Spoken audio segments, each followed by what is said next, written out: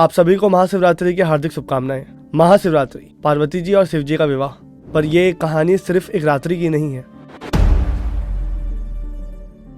प्रजापति दक्ष को शिव जी बिल्कुल पसंद नहीं थे और इसका कारण था उनका स्वभाव, उनका पहनाव और उनका रहन सहन। परंतु प्रजापति दक्ष की जो पुत्री सती, उनको शिव जी से प्रेम था और वो उनसे विवाह करना चाहती थी।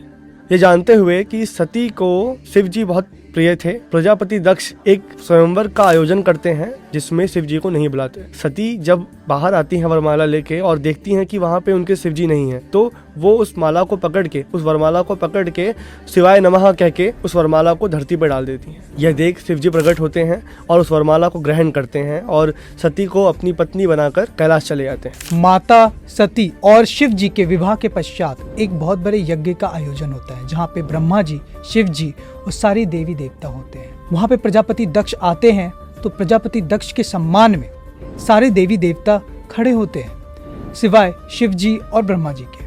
ब्रह्मा जी प्रजापति दक्ष के पिता थे, पर प्रजापति दक्ष को यह लगा कि शिव जी जो है वो तो उनके जमाता हैं, उनके बेटे समान हैं, तो उनको भी उनके सम्मान में खड़ा होना चाहिए था। लेकिन शिव जी को खड़ा हुआ ना देख प्रजापति दक्ष को इतना क्रोध आता है कि वह शिव जी को यज्ञ भाग से वंचित होने का शाप दे देते हैं। तत्पश्चात प्रजापति दक्ष अपने ही राज्य में एक महायज्ञ का आयोजन करते हैं, जिसमें वह तीनों लोकों से सभी देवी देवताओं को बुलाते हैं, परंतु वह सती माता और शिव जी को आमंत्रित नहीं करते हैं।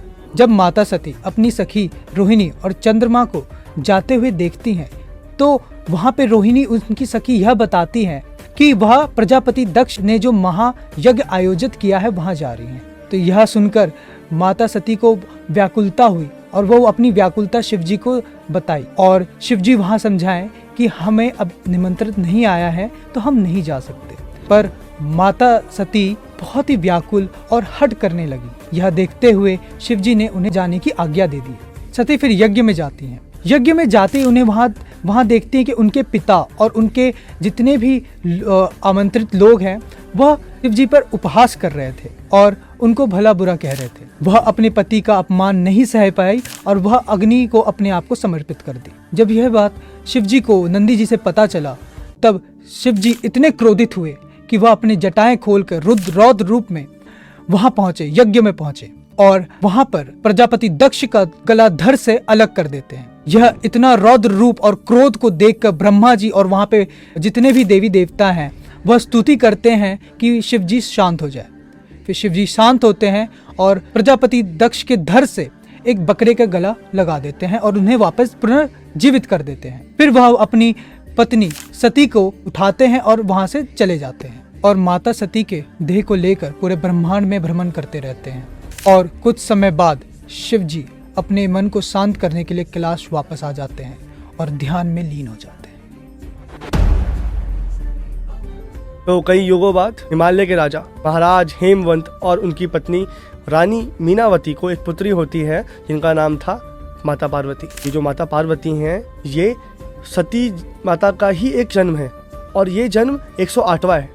इससे पहले 107 बार माता सती जन्म लेती हैं शिव जी को पाने के लिए और इस 108वें जन्म में माता पार्वती शिव जी को प्राप्त करती हैं।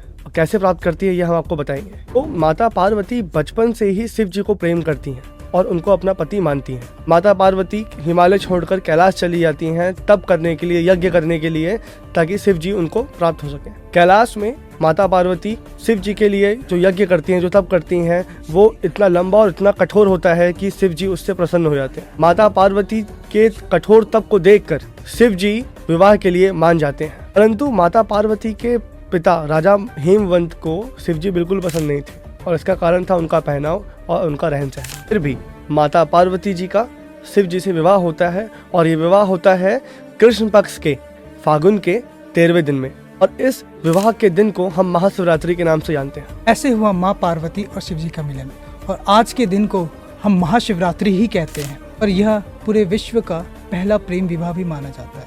और ऐसे ही और वीडियोस को देखने के लिए और हमारे पुराण और हमारी संस्कृति के बारे में जानने के लिए हमारे चैनल स्पिरिचुअल टॉक्स को सब्सक्राइब करें और हमारे इंस्टाग्राम पेज भगवत गीता ज्ञान को फॉलो करें।